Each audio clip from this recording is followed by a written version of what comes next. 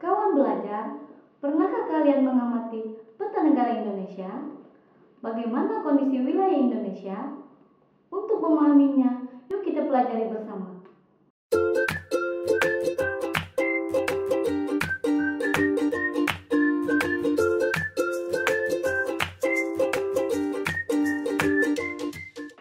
Halo kawan belajar, jumpa lagi bersama saya, Lydia Nur Alisa. Kali ini kita akan belajar wilayah NKRI.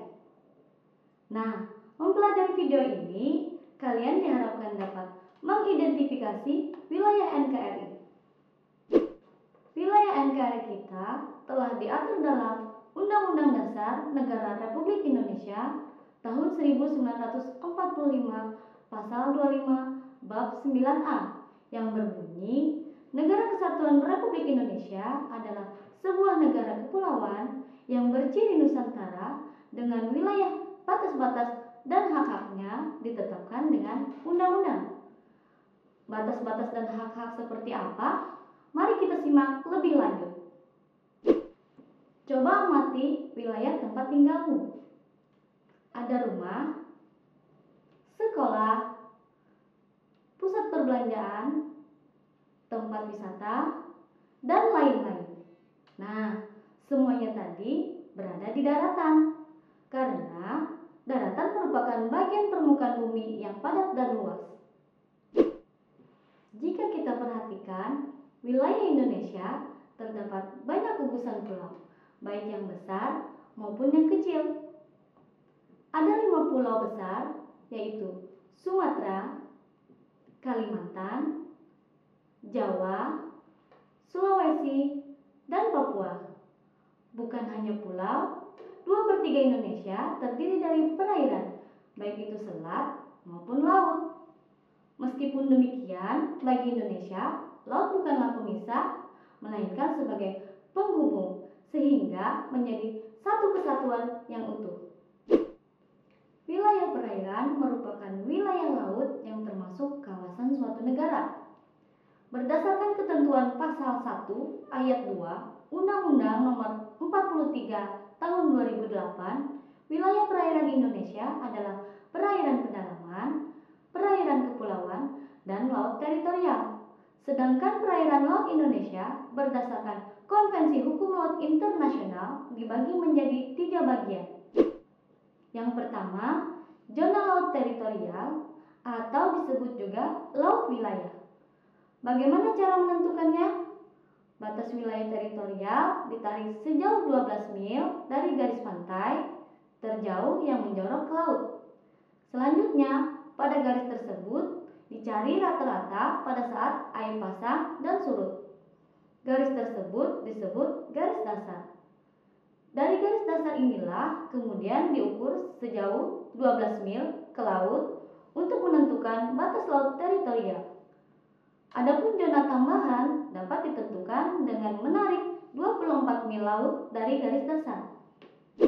Yang kedua, zona landas kontinen adalah dasar laut yang secara geologis dan morfologi merupakan lanjutan dari sebuah kontinen atau benua.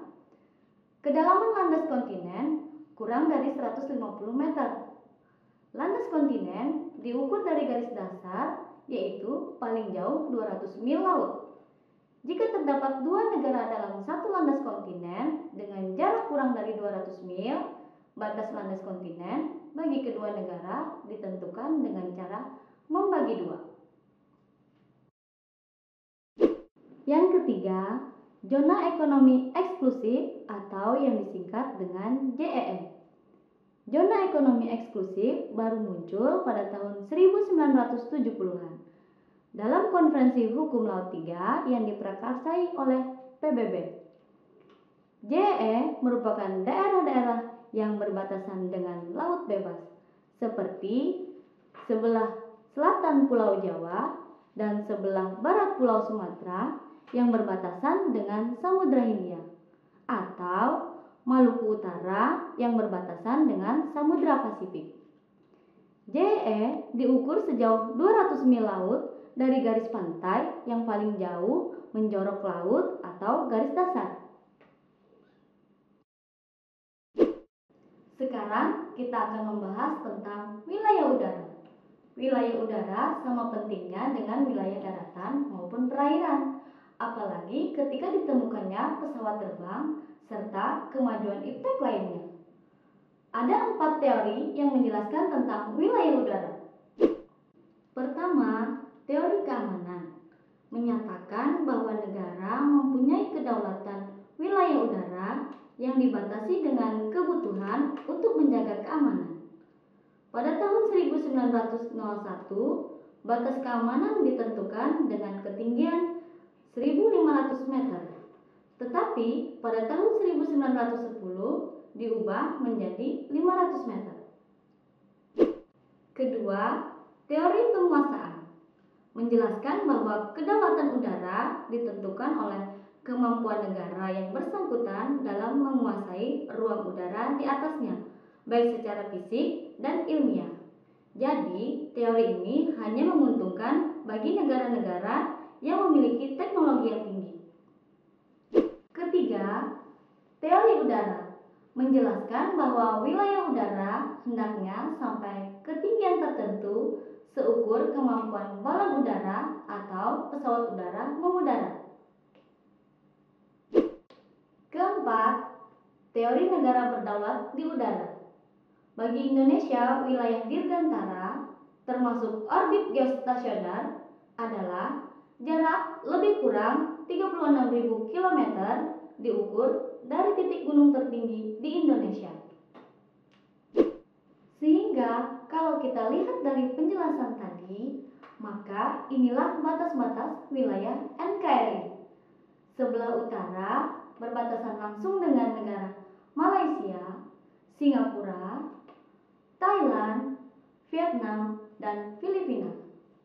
Sebelah barat berbatasan langsung dengan Samudra Hindia dan perairan negara India. Sebelah timur berbatasan dengan Papua Nugini dan perairan Samudra Pasifik. Sebelah selatan berbatasan langsung dengan Timur Leste, perairan Australia, dan Samudra Hindia. Jadi, sudah tahu kan ketentuan pengaturan wilayah negara? Sangat penting bagi kehidupan negara. Mari kita jaga kedaulatan negara kita. Belajar yang giat dan semangat ya.